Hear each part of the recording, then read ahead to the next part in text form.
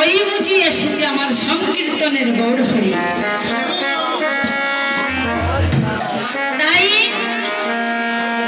নদিয়াবাসী আনন্দে আর ধরছে না, সবাই আনন্দে উৎফুল্ল হয়েছে। কেননা আমার গৌরহরি এসেছে। তাই নদীবাসী কি করছে? নদিয়া নগরে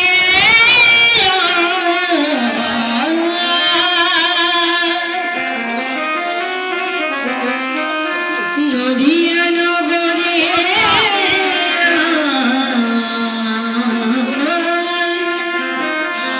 নদিয়া নগরে আজ কি আনন্দ হলো রে। ওরে লোরে আমার নিতাই এলো রে। নদিয়া নগরে আজ কি আনন্দ হলো রে। ওরে লোরে আমার নিতাই এলো রে। আমার ওরে লোরে আমার নিতাই এলো রে। নদিয়া নগরে আজ নদিয়া নগরে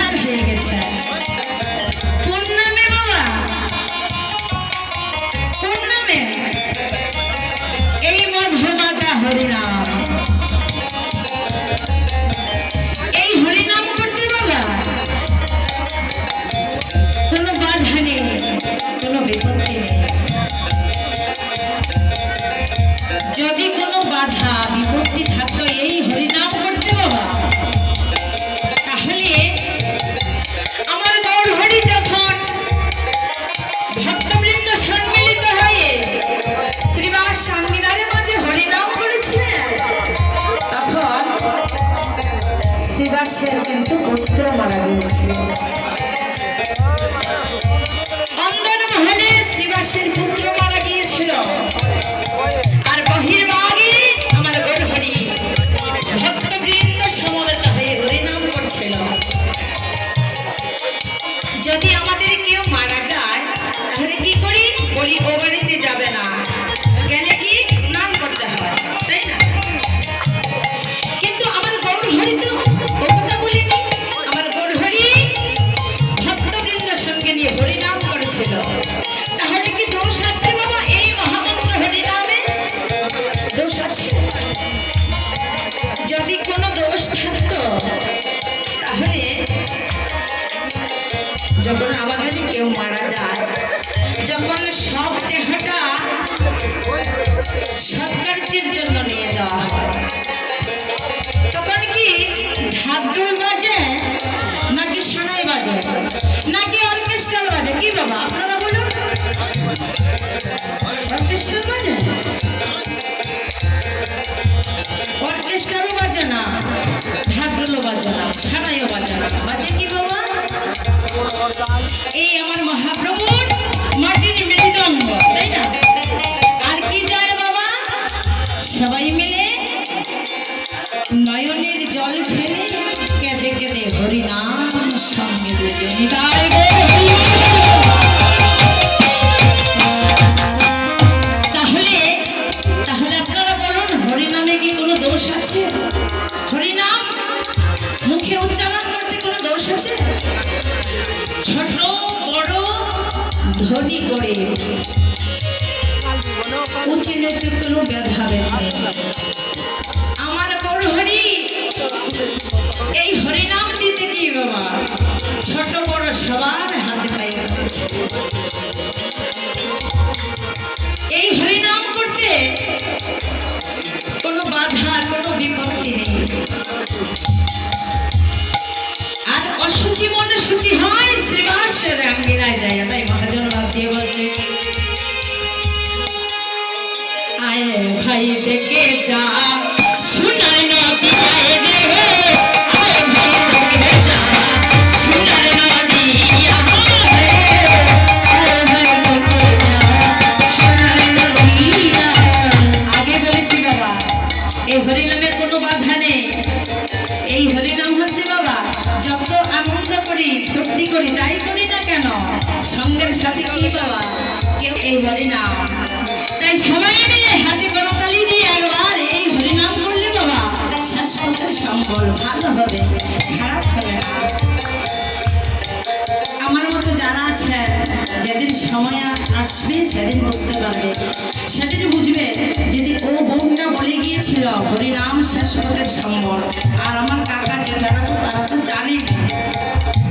যারা ছোট ভাই বন্ধুরা আছেন বোনেরা আছেন সেদিন বুঝতে পারবে।